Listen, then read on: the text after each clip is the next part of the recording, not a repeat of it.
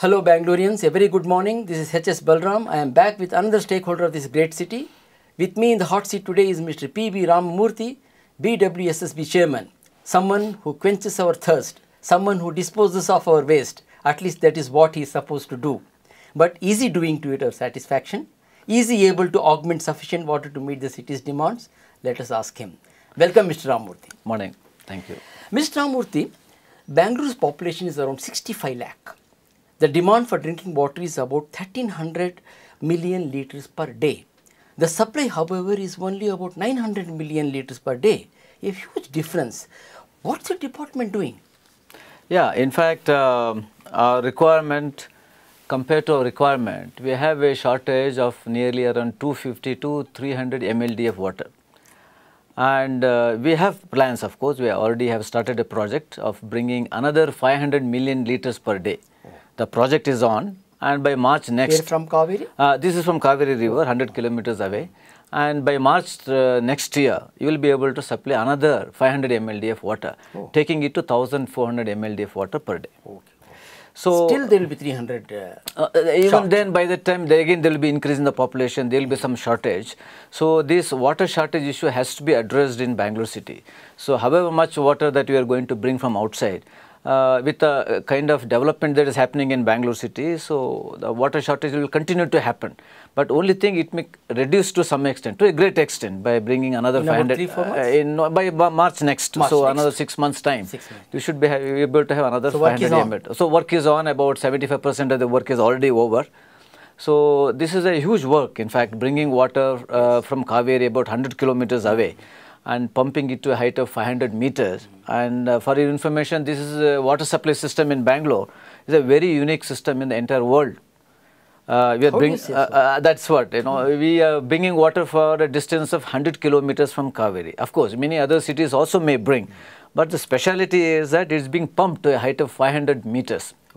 From the source, nowhere it is done. So this is what it makes Bangalore supply very special and also difficult, because our elevation is about 900 meters above mean sea level, and that means to say literally we are sitting on the hillock. And we have to bring water from river Kaveri from almost about the base of the hill.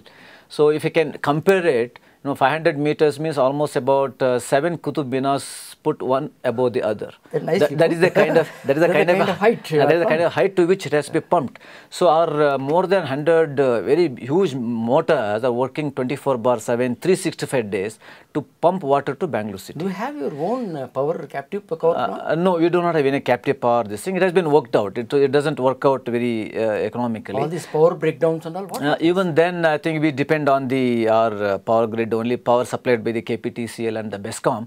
So that is what also makes it very special in Bangalore. We are very heavily dependent on power. In fact, our bill, almost about 60% of our revenue goes for paying for power. So your 60% of the revenue goes for power? Power only. So almost about more than 300 crores of rupees we spend on power every year for running the system. So this is what the dependent on power, which makes it very, very crucial. But this is how many Qutub Minars you said? 7 Qutub Minars. 7 Qutub Minars. Mr. Ramamurthy, it seems 40% of Bangalore depend on groundwater, that is borewell water. Isn't it shocking? Don't you think that you have let us down, let the Bangalore city down? After all, we too are taxpayers. Don't they deserve clean drinking water from you like the rest of Bangalore? Absolutely. Why should 40% suffer being in Bangalore? Absolutely right. You are absolutely right. So we are supposed to give the surface water. In fact, the very policy of the state water policy is also to provide surface water. So what has happened in Bangalore city, as I said, again, a kind of unique system is we are not on any river bank. Most of the towns and cities you take in the world or in the country, they are on the river banks. We don't have any river nearby. The nearest river source is about 100 kilometers away. So in fact, since 1896 only, a piped water supply system started in Bangalore with Hesarghatta reservoir being built in 1896.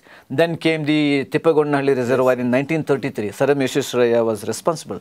So even then, since the development of Bangalore city was so fast, in 1974 we started bringing it from 100 kilometers away. There also, first stage, second stage, third stage, fourth stage, phase 1. Now we are at the fourth stage, phase 2 level, bringing about 900 mld of water. Mr. Ramamurthy, by the time you bring all those water, the entire groundwater level of Bangalore will have disappeared. In spite of bringing this kind of water, also people are depending on groundwater. That means to say, demand is much more than supply. So that's why, what has happened now, government in about 6 months back has constituted a very expert committee to find out what should be the short term, medium term, long term perspectives or the solutions to bring more water to city.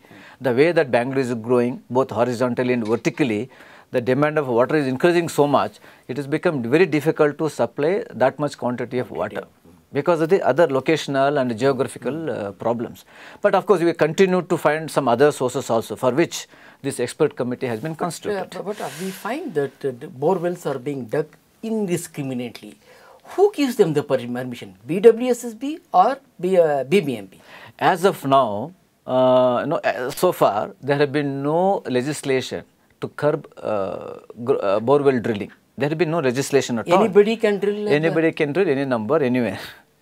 But now very recently in the last session, I think this groundwater bill has been introduced, and it also has become an act now, Groundwater Exploitation Prevention Act, which is being set up by the Mines and Geology Department. So now because of which there will be a groundwater authority, regulation authority, so permission has to be taken by the authority and they will regulate drilling of bore. That is only in the future, but so far there had been no legislation. As of now, I can dig a bore well on MG Road. Yes, as of now, yes. But anyway, that is not in the public place, of course. If you can drill borewell in your own place, in your own whatever space that you have, you can drill the borewell. But in the public place, of course, you cannot do. You require permission. Mr. Ramamurthy, the Indian Institute of Science has in a recent study predicted that water resources in the city might last only for 5 years. Doesn't it scare you? For you, you shoulder the responsibility of quenching Bangalore's thirst. Yeah, I'm really concerned. I'm really concerned about the water situation in the city. But to say that in next 5 years there will be no water source or what? Indian Institute of Science. I think that is probably read in a different context, perhaps. Okay. See what 900 mld of water now we are giving. Another 500 mld of water that we are going to bring. Say 1400 mld of water. It will continue to be there. Definitely will continue to be there. It will not dry up as such it is. But only thing is, and also we are coming with various other methods like using the wastewater. Wastewater, we are producing wastewater. I will come to that. I will come to that. Various other methods are also there. So there is no, there is a concern about scared about it. That's what. Concern. Do you people keep in touch with Indian Institute of Science when they do these studies? Yes, definitely. No, we are in regular touch. And you people ask them to do a study? No, I don't think we have asked them here, but we are in regular touch for various discussions. It's good to get scientific. No, we are in regular touch. Scientific approach is always important. Yeah, yeah. Mr. Ramamurthy, let me take a short break here. We'll come back and ask you about frequent water shutdowns, fleecing private tankers, and ban on new water connections. Very important 3 questions. Yeah. So you can relax before we come back to that. Okay.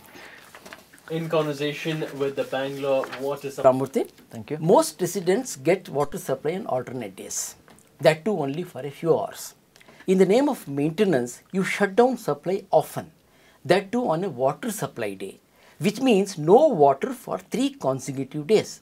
Aren't you being harsh on the citizens? What prevents you from doing the so-called maintenance on a no supply day? Maintenance is a very integral part of water supply system. So, because we have got assets, say for example in Bangalore city, we have a system about 6,000 kilometers of distribution pipelines we have. We have to bring water from Kaveri area about 100 kilometers away, and it's being pumped at 3 different stages, so pump houses. We have got nearly about 70 booster stations in Bangalore city using power, and so all this require maintenance. So what has happened is we are giving water. There is no supply day in Bangalore city as such, because we give in once in 2 days, and that is in cycle. So some part of the city is getting water every day. So it is not that there is no supply day anywhere.